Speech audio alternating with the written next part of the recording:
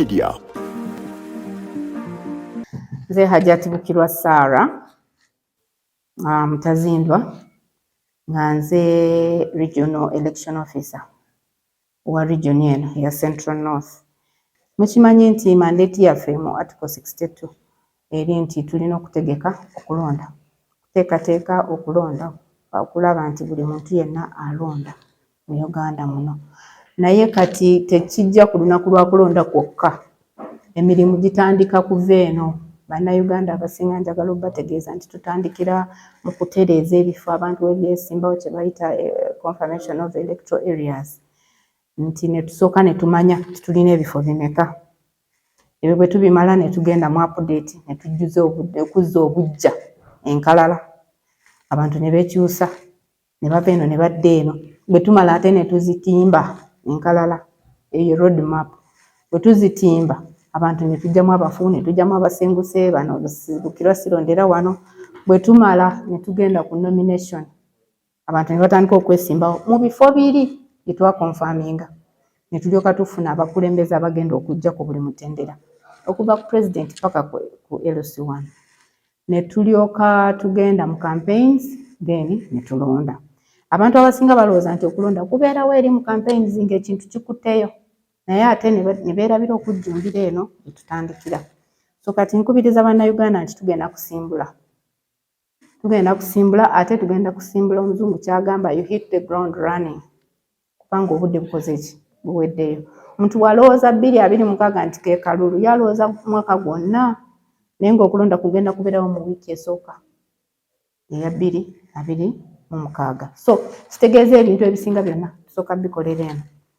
Kitegeeza ki? Kino kiba kitegeeza nti ffe ng'abakakiiko k'ebyokulonda twekolamu omulimu, ne twezza obujja okusoma amateeka, ne tuddamu ne tugategeera guidelines, okusobola okuteekateeka abakozi mu bifo byabwe. Tulina abakozi abamala kubanga ebitundu ebimu weesanga oyinza okubeera ng'olina district election administrator, tolina assistant, tolina driver, tolina secretary. Kati commissioner bw'ayitamu ne tumubuuliriza ensonga zonna, ne bagenda ne babitereeza, tugenda okuhitinga ground running. Ekyo kye kimu okubeera nti guno omulimu tugukola ffekka ng'akakiiko k'ebyokulonda. Tugukola ne bayita ba stakeholder bannaffe betukolagana nabo emirimu gino nga mwe bannamawulire bamuzze wano olwaleero okugamba. Naye ekisingira ddala ba stakeholder baffe, ba main stakeholder bali babiri: ebibiina by'ebyobufuzi n'abalonzi bennyini. Kubanga ebibiina by'obufuzi bino bye bituwa abantu abagenda okwesimbawo. Ebibiina by'obufuzi byo bwe tebiri ready kujja kufeedinga in mu program yaffe, weesanga nga akakiiko k'ebyokulonda kadeclarinze ebifo ebimu nga temulimu beesimbyemu. Kati ebibiina by'obufuzi bwe mba ndi wano nga mbagamba nti ffe eno munda tutandise okwekolamu omulimu, nabo baali badde beekolamu omulimu. Mulimu ki gwe bayinza okwekolamu? Batandika okutegeka primaries zaabwe, okutandika okuteekateeka okugamba ani agenda otukwatira fulaga mu kifo guuni mu kifo guuni. Baleme kutuuka eri nga ate tutuuse ku nomination, ate batandika okupapala. Ono wa Mukwaku, ono wa Mao, ono wa Besigye, ono wa Najjanankumbi, ono wa tetumanyi oba n'empuuga agenda kukola pati. Ebyo si byange kwogerako, naye kwegamba ebirina okubeera nga tebina bakwekolamu ki mulimu. Twagala tubeere nti bwe tutandika nga n'ebibiina nabyo biri ready. Kati baleme okutuuka eri okutekwasa nti tetwakola mulimu gwaffe bulungi nnyo. Ekyo kyo kijja okuleeta ebintu by'olaba nti tuyita mu generation eno, naye ne mubeeramu ebifo nga biri vacant. Lwaki? Nti ebibiina bino tebyeteekateeka bulungi mu ntandikwa yaabyo, ne bitakola mulimu gwabyo kuleeta ba flag bearers. Kubanga jjukira tuli mu multi-party dispensation. Kitegeeza ki? Nti buli munnabyabufuzi yenna asobola okujja kisinziira mu kibiina kye oba independent najja ne yeesimbawo. Naye kati gw'oba toleese flag bearer, ffe tetujja kukakanga akakiiko, tugenda maaso ne program. Ekyo kimu. Ekyokubiri, bannayuganda bennyini batandika okweteekateeka okumanya nti 2026 tugenda mu kalulu, naye tetugenda eri si yewasemba. Kubanga omuntu ajja kujja ku polling station nti nze njagala kulonda, naye nga n'okwewandiisa teyakola ki? Teyeewandiisa. Kati bwe tugamba nti bannange tubayise mu meeting y'akakiiko k'ebyokulonda, maybe kajja Bbaale, bakyamaani b'Ebbaale mutubuulire ebifo by'emulonderamu byebyo bibamala. Kubanga tulina poliisi egamba nti tetusussa bantu 800 ku polling station.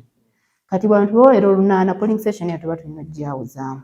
naye tufuna ebifo ate ebifo si byaffe akakiiko tekalina bifo tugenda mu bifo ebyolukale oba ne tusaba abannannyini bifo ne batuwa naye kati oluusi tuyita enkiiko banaye mujje bakyamaanyi mutubuulire ku register yammwe mwayiseemu abantu 800 twagala tubasalemu mufune polling stations 2 naye mutuwe ebifo mutuwe n'amannya g'ebifo ebyo engendo oluusi engendo nazo ziwesa polling station empya guno gwe mulimu gwe tugendako kati oyinza okwesanga ng'omuntu omu atambula kilomita 7 okujja okulonda kimulemesa okulonda kati ne twagala tutwale services near to the people kati tuba tutuuka ne bakyamaani bano ne twogera nabo buzibu kimwe bwe mulaba bumulina mu bitundu byammwe mubutubuulire tulabe bwe tubukolako nga bukyali kubanga bwe tumala okuva ku stage emu ne tugenda ku ndala tetudda mabega ng'akakiiko kino kitegeeza nti ne bannaffe aba paalamenti yes twatuteyo bajeti yaffe ensi yonna neekuba enduulu akakiiko k'ebyokulonda kaagala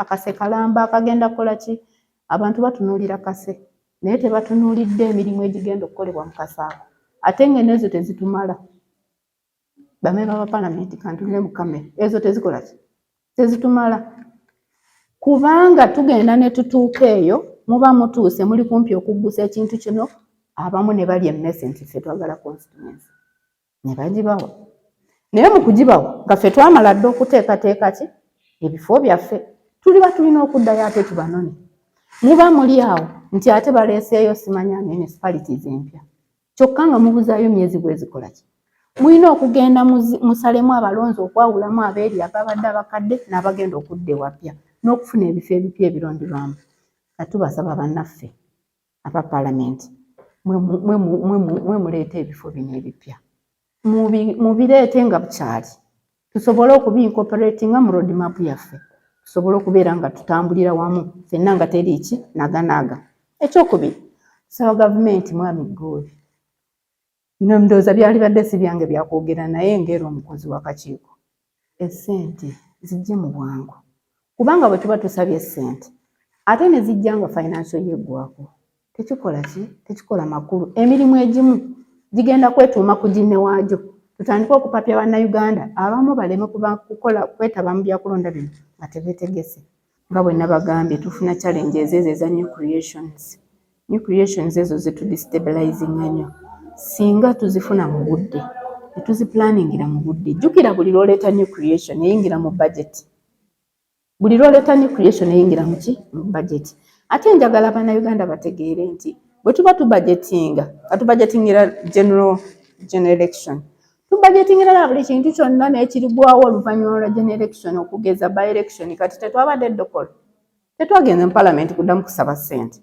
kubanga twali twabibudgetinga luli tugenda bugenzi wa finance ne tumugamba tuwe ssente za constituency yawa yeddokolo tugenda kuddamu kubanga jjukira buli MP lwafe batuwa ennaku 6 sisuubira nti kiyinza okubaawo mu Uganda era saagala kisabirira nti waliwo rerun nti president tawezeza obululu ebululu bitundu 5+1 batuwa ennaku 6 okuddamu okolaki okutegeka so tojja kuddayo mu paalamenti jjukira paalamenti ebeeri dissolved kati byonna ebyo tubiplaninga kati gwe bw'olaba akase olaba nga akase konna nti tugenda kakozesa ki kwolwo nedda essente zibaamu ebintu ebirala bye tutunuulira mu maaso kubanga buvunaanyizibwa baffe bitunuulira ekyokusatu bannayuganda mweteeketeeke mbabuulidde tugenda kutandika confirmation of admin units okuteekateeka ebifo abantu mwe bagenda okwesimba naye gwe nga chairman ebifo byo bituufu polling station bw'ogiraba ng'eri wala n'abatuuze bo bakalubirirwa okujja otuukiridde akakiiko k'ebyokulonda ne bagamba abange munnyambeko wano wano tusala omugga kati biseera bya nkuba abantu tebajja kusobola kukola kikujja oba nina abaleme abangi nnyo ku kyalo bwekiti badde nsaba mubateekereyo oba nina abakaddemu tebasobola kutambula kubanga mujjukire tetukkiriza bibiina kutambuza bantu ku lunaku lw'okulonda so tukusuubira omuntu okubeera ng'ojja n'otambula n'ojja n'olonda enteekateeka eyo yalibadde etandika lweruddewo naye ng'era ebitubisizza ki ssente tetunaba kufuna ssente mujjukira n'obukiiko bwa LC1 babupostponinga ne bakola amendment mu tteeka era bizibu byaki bya ssente singa tufune ssente fenga akakiiko tuli ready and willing okusavinga bannayuganda mandate yaffe tugikola bulungi kati nze nakasavinga mu kakiiko emyaka 20 tewaliwo kyoyinza kunnimba. Abakozi bonna bali competent. Naye kakati ne bw'oba ng'oyagala nnyo okukola naye ng'ebikozesebwa tobifunye era kikuleetera okubeera nti tokola ki. Y'embaga gye bagamba nti ogitegese naye amatankane tekubula basiiwuufu. Ate ne mujja mmwe ne mutandika okutunuulira basiiwuufu bali naye nga n'omugole temwamulabe nti twamulese mu budde n'abantu twabagabudde. Kati nsaba Bannayuganda na buli stakeholder, church, amakanisa, emizikiti, abantu kinnoomu, ebibiina by'obwegassi, civil society zituyambeko, cultural institutions zituyambeko okumobilizinga Bannayuganda in readiness.